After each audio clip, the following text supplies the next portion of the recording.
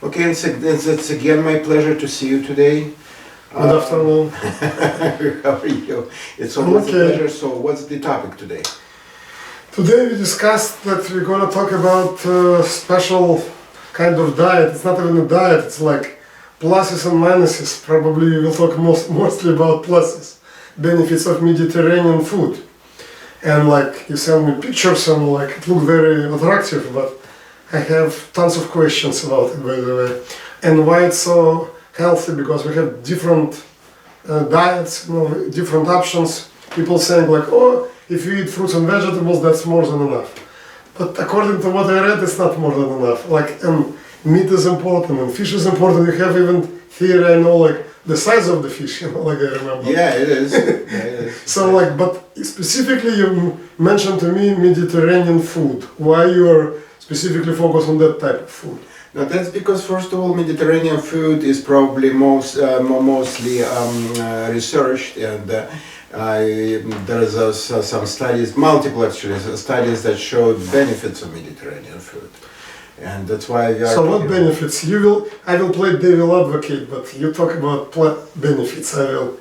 No, as per my knowledge, the mostly what they study is the cardiovascular benefits, and that's for heart. You mean for? Yeah, cardiovascular means not only heart but vessels and the rest. So basically, if vessels are involved in some kind of disease, obviously that everything, the rest of the body will suffer, brain, muscles, everything, because it's going to be deprived of supply. And that's pretty straightforward. Okay. So what do we have here? Is it some example of Mediterranean food? Like basically it's a fruits and meat and olive oil. Everybody knows that it's healthy. More or less, but basically what I would say is that's the food what God gives us. Oh, okay. Yeah, what God gives us. God doesn't give us the sausages or something. Okay. Hot dogs. Yeah, or hot dogs. Yeah, that's pretty much it. So Mediterranean, my understanding is. But I don't see here potatoes, for example. I don't see it at all. For example. Well, potatoes. I don't think that potatoes per se is given us by God, because in order to eat potatoes, you need to boil it or just fry it, whatever it is. So it's something you need to cook before you can eat it. It's a very popular food among many communities, including Russian speaking.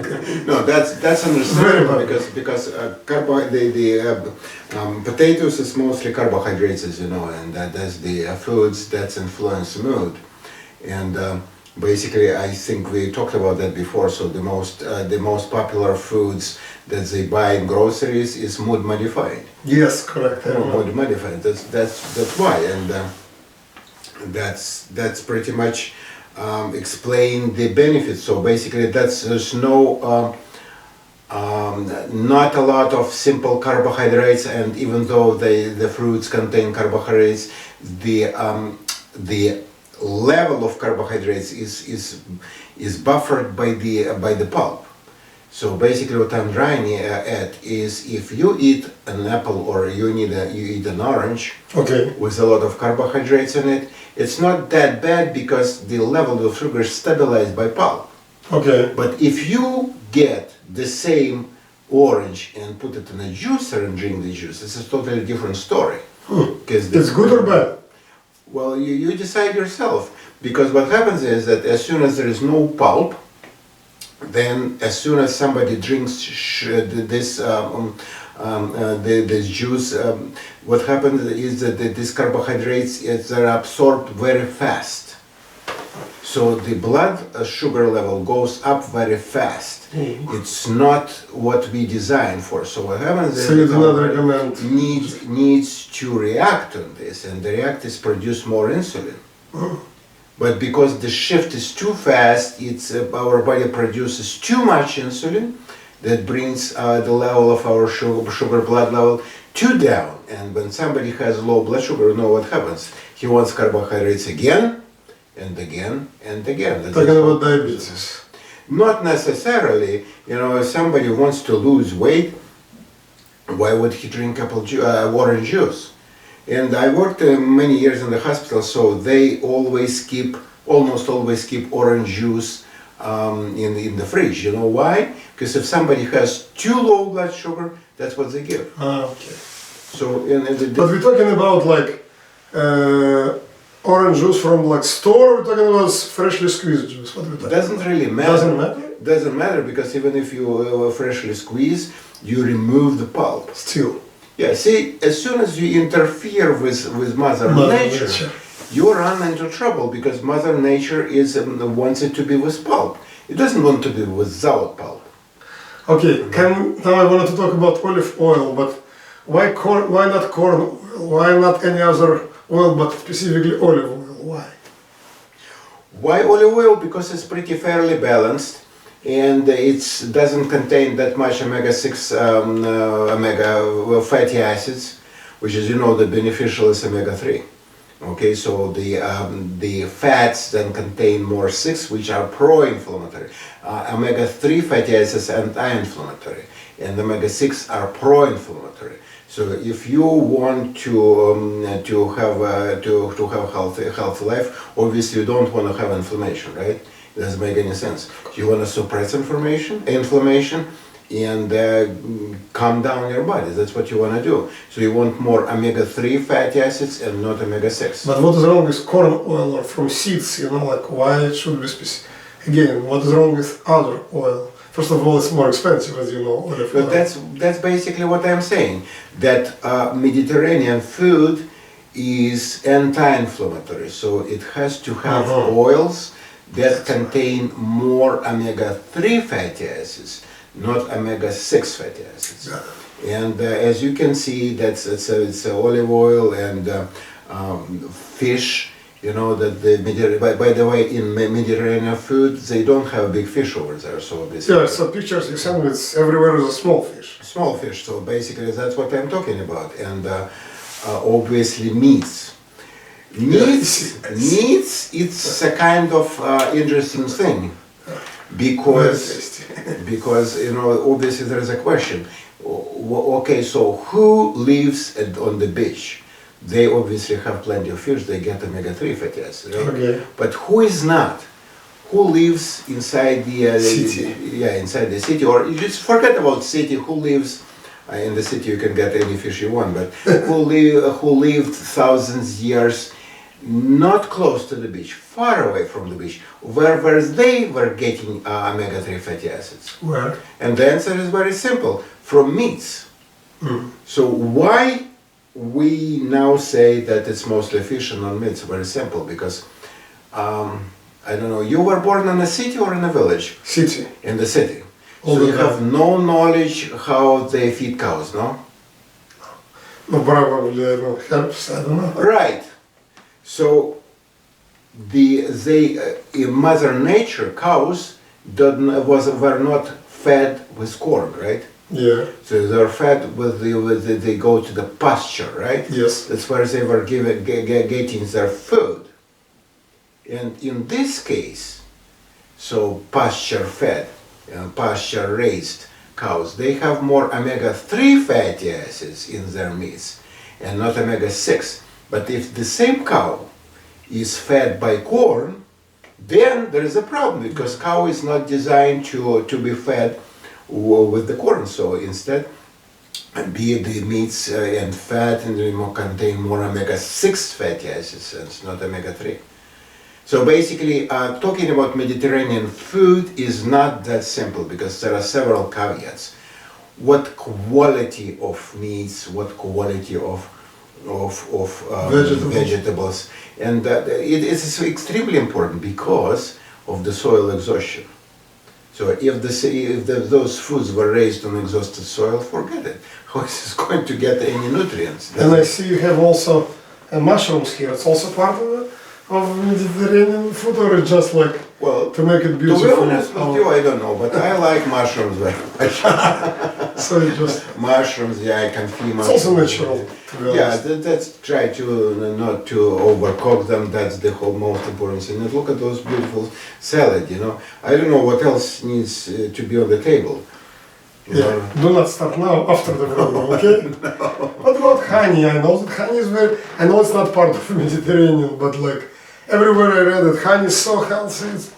everybody should eat honey as much as possible because it's natural, it's healthy, it improves your immunity. Is it true or it's just legend? Well, to be honest with you, I don't know. The only thing I know is that if you eat honey only, you will run into trouble for sure. Okay, that's the thing is. Of course, in my understanding, honey is probably the healthiest way to get carbohydrates. However, everything has to be in moderation.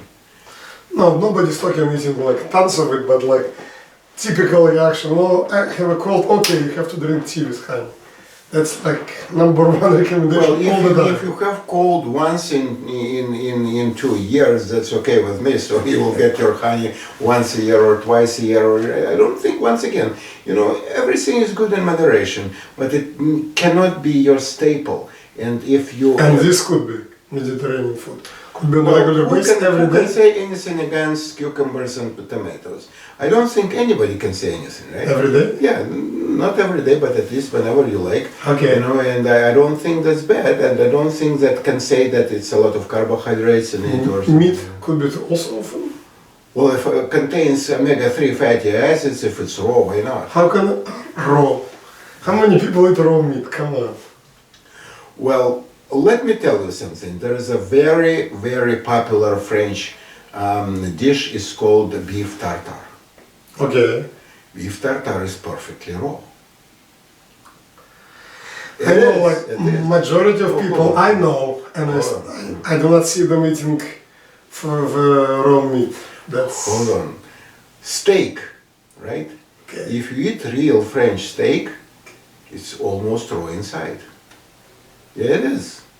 It is. I remember this my first encounter with a steak, and we went to the restaurant. I just came to the United States. I had no knowledge about French food, and we went to the restaurant. As they gave a steak, when they cut it, it was bleeding from inside. So I called the waiter and said, "What food did you give me?" And he said, "What's wrong with this?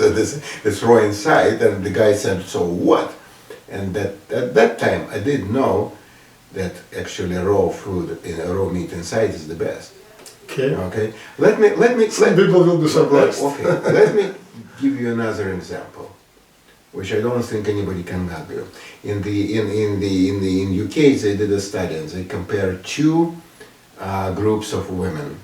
One of them ate steak well done, and another one ate steak rare.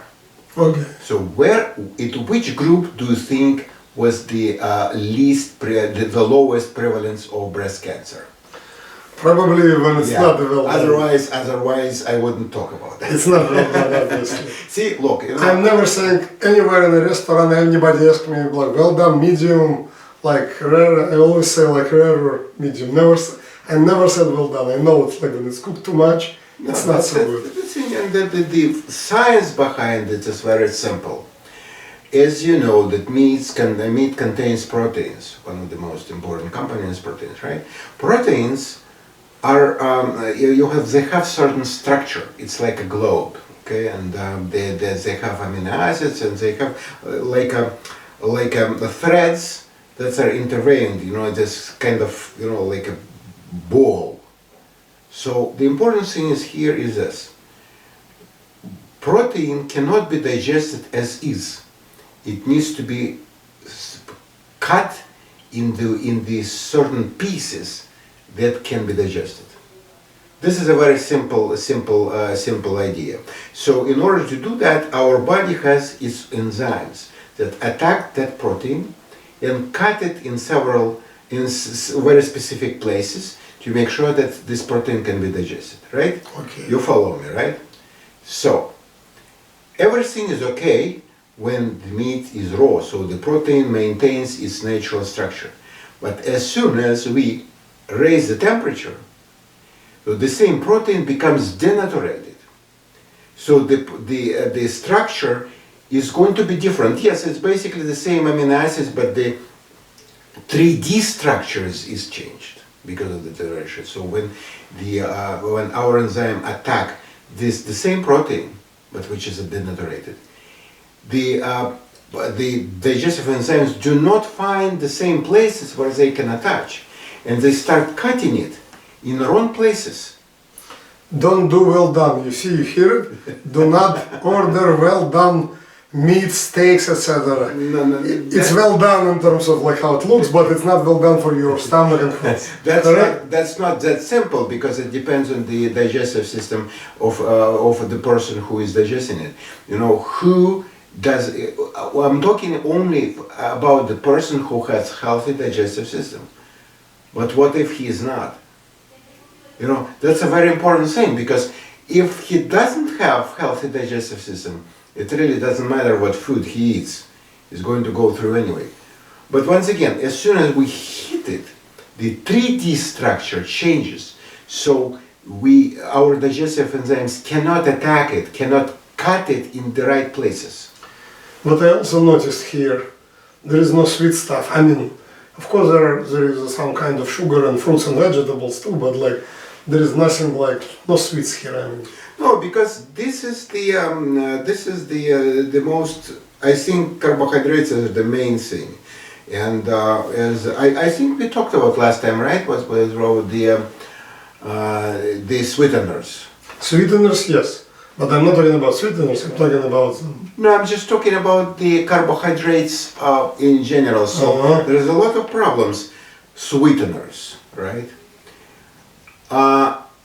Carbohydrates in milk.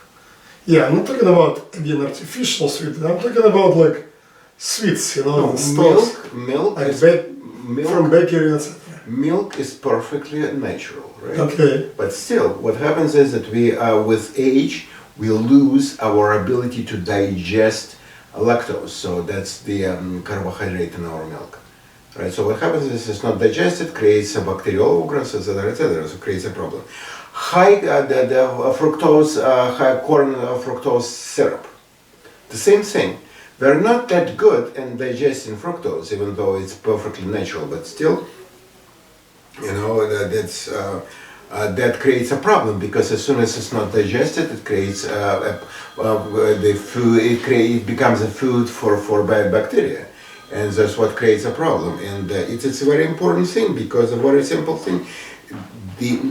What we might think is what is natural is good, in fact, is not. And snake's venom is perfectly natural too, but it can kill. That's also true. One more thing, we talked about olive oil, but what about olives themselves? Some people say they're very, very healthy. Some people say it's just, again, another myth. So how do you feel about olives? I will just tell you my opinion about it. My opinion is very simple. As soon as it's, don't eat anything from the can. So as soon as it's canned, you know, it's a lot of salt in it, in my understanding, a lot of salt, a lot of sometimes food additives. But natural is fine. If you buy in a store, just raw olives is fine. Well, I don't know how to, I don't have that much experience with raw olives and with not just canned. But for me, canned olives are no good. Why? Why? Because it's too much salt, preservatives, everything else. You know, that I don't trust those people. As soon as in the can, you know, it's processed, so who knows what exactly in this? Are you saying any processed food, any canned food is bad, or it's just, you know, like your perception, you don't trust what is inside? My perception is very simple. As soon as it's canned, so they have to modify it. Because fresh foods are going to get spoiled very soon. And you know that. Of course. You know, when you get the strawberry or raspberry from the just naturally raised, it's not going to last long. It's going to get spoiled very quickly. Yes. You know, very quickly. And let me give you an example, another example. See, for example, an apple. Okay. You remember when you were a kid? Okay. You got an apple, you cut it, and what happens to the apple? It becomes dark brown, right? Okay, yes. But what about now? Could you go to the superstore, cut the same apple, and what happens with the colors? Nothing will happen. Because they use a lot of chemicals and stuff like that. This is very simple, by the way. You know why?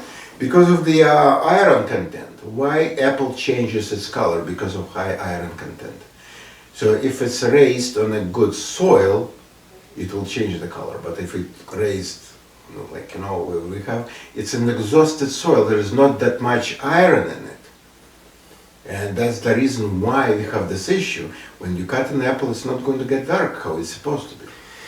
I wanted to move to one topic that was touched in this link that you sent me, a relationship between eating Mediterranean food and Alzheimer's disease. You know that supposedly there was a study that people who eat more Mediterranean food, they're like less likely to get Alzheimer's disease, and people who ignore it, like saying that's typical American canned food or something like this, processed food, they're more likely to become. That's a pretty easy question. The reason for that's because obviously that in order to function properly, our brain needs nutrients. Okay. So let's put it this way: who eats canned foods? Will he or she have enough nutrients? Probably not. Because of obviously who eats canned food, he will be deprived on basic vitamins and nutrients. That's a very well-known thing. Whom we suspect the most, who is vitamin deficient, who eats canned food? That's the first one. Often low-income people, often. I'm not sure about that. I'm not sure about low-income people, because if somebody has a low income, it doesn't mean that he has to pick up canned food. That's a matter of preference, I think. So some people specifically focus on canned food because they like it, or why? Well, I don't have an answer for this, but in my understanding, who is eating food, canned food, who is probably cannot assess the situation, who doesn't understand that that's maybe not that good. And in the United States, with its social security benefits and food stamps, I cannot imagine a person who has to eat canned foods. No, I'm not saying who has to eat, but like... Who has to eat canned foods in the United States? How much do they pay in food stamps? I think more than $100 a month, right? Per person is close to 200 per person. 200 per person. So $200 a month. Why does this person need to eat canned food? I can't even imagine that. More likely, that's the person who doesn't want to eat something else, who prefers to stay at home, who prefers not to go outside. Less mobility, yeah. And see, Mother Nature requires us to get sunlight to get vitamin D, right? Mm-hmm. So the question is, why would they do this? It's kind of weird, and my understanding is because of a very simple thing: who loses mobility, Mother Nature wants this person to die, because if he loses mobility, he cannot walk and get sunlight, right? Otherwise, why yeah, better to get sunlight, and fresh air is always healthy. Yeah, I understand, but what I'm saying, I was just puzzled why you need a sunlight. Why Mother Nature requires us to have sunlight in order to get vitamin D. And that's probably the answer. Who loses mobility can get sunlight, that's it. That's what you just mentioned, that again, talking about Mother Nature, like our predecessors, all these people who eat like fresh fruits, fresh vegetables, fresh meat, you're talking about raw meat, and like sunlight and fresh air, it's obviously that it's called healthy lifestyle, like so. Yeah, and especially, let me point out another very important thing about it. So our predecessors, when they have foods, they probably don't have all the variety of food at the same time. Correct. Right? So if they get a cow or they get a hog, they have meats and they don't bother with tomatoes and cucumbers, right? They're not going to go and get some tomatoes and cucumbers and eat it with a hog. No, it doesn't make any sense. And it's extremely important in terms of digestion, and here's why. Supposedly you have a piece of meat, right? Okay. So God bless you, you eat it, right? Okay. And you enjoy it, this meat goes into your stomach, and your body senses it as a protein, right? So our body very smart, so it produces protein, the enzymes that digest protein, right? Okay. And everything looks good, because there is no problem with that. But what if The same meat, the best meat, for example, lamb, right? Okay. Somebody eats pilaf, so it meats with rice. Okay. Right? Very common, very popular stuff. Right? Very popular, especially Very popular. for people who came from Central Asia, for Right. example. So what happens is this. Very popular. So our body senses not only protein but carbohydrates too. And it produces the digestive enzymes. Not only that it's supposed to produce to digest protein, but also that needs to digest carbohydrates, right? So you're saying it's not a good idea? No, let's just use common sense. So instead of one enzyme, it will produce two, right? So what happens to the digestion? But if you eat also with vegetables. No, hold on. Just they are going to dilute each other because it's two of them, right? It will dilute each other, and the effectiveness will be cut down in half. You know, it's going to be half of the effectiveness. So it will create a problem. It's like drinking whiskey with a beer. Anybody can That's get not this a good- idea. that's not a good idea. It's not a good idea to combine whiskey and beer. What will happen? Disaster will happen, right? It's the same thing, I'm telling you. I'm not overestimating, I'm not joking in this case. Or who can think of combining two caffeine-containing products like coffee and tea?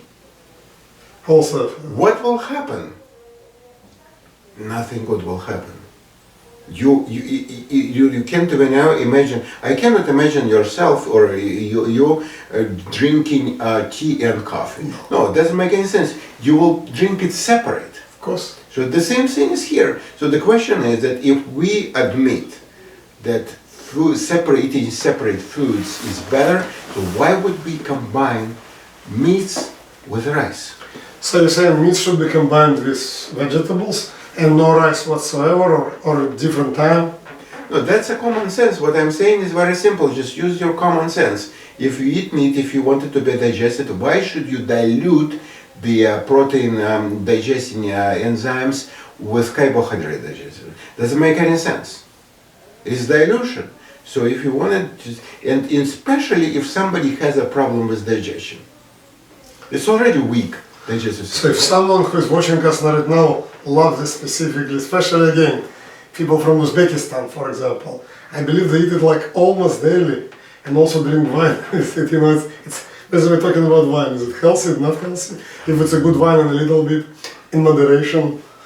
So, Well, you know. but you're saying even like pilaf is not good, you know. Listen, I'm just alcohol free for many years. Any alcohol. Any alcohol. No champagne, even for a New Year. But what about wine? It's a legend again. People living in Armenia, for example, in mountains, if they drink wine in moderation, that's healthy for your blood vessels, your heart, etc., etc. That's the story. Let me tell you a very well-known fact. So as soon as they declared that wine is good for your health, wine sales skyrocketed. Skyrocketed. You know, and they came up with resveratrol, and they are saying that now it's not actually in the grapes, it's in the some other part of the grapes. And We're not talking about drinking like 3 bottles a day. We're talking about like half a glass a day. Then I'm not familiar with the concept of so-called safe dose of poison. Okay, so basically what I'm driving at, I don't believe in any safety in poisoning. If this is a poison, it's a poison. You know, and look, let me tell you something, that alcohol kills. And this is for sure because, you know, the kills liver, you know about that, right? You don't need to be a doctor to know about that, it kills liver. You know, it affects your brain, affects everything. So how can we declare that even drinking a small amount, so small amount is good, and a little bit bigger amount is bad? How could it be? But do you know that, like, people know that it's a fact that some people, especially who live in the mountains, for example, of Armenia, they consume some moderate amounts of wine. And of course it's a fresh air, and of course it's a fresh food and everything Okay. fresh, but still they live longer, 100 years or more. Let me ask you this. Mm-hmm. Supposedly there is a shepherd who lives in Armenia, Okay. and he takes care of the of lamb. Yeah. So he goes to the mountain. Correct. Where is he getting wine? I don't know. I don't know either. So I think it's a little bit, I think it's more as a legend than a real truth, because a shepherd who goes to the mountains to feed his sheep, for a long time, where is he getting it from? I don't think he's able to. I don't know, maybe I he's don't thinking this think. himself. I don't think. And let me tell you something, that you can create a legend from everything. Example. If you just Google about people who live, who live a lot of very long life, you can find a guy, one of the guys, very famous. He lived about 100 years, and he lived in Cuba. So that guy drank a lot of alcohol. He smoked cigars. Cuban cigar. Yeah, Cuban cigars. He did whatever he wanted. And the first time he married when he was around 90, and the woman was 40. It's probably all not. It's a fairy tale. No, I don't think it's a fairy tale, but what I'm driving at, that there is exceptions everywhere. So if somebody drinks wine and lives a long life, it doesn't mean that it fits everybody. Yeah, I knew one lady, I visited one lady who celebrated her 116th birthday. Everybody celebrated, and then there's, what is your favorite food? Everybody expected to say some fruit or vegetable. She said, I like bacon, she said. Yeah, that's bacon. What? By the way, bacon is not that bad as you might think. But what I'm driving at is that if somebody can do it, it doesn't mean that you can do it. Somebody can dance, or somebody can go to space. I can't do that. That's because I'm not designed for this. That's not my thing.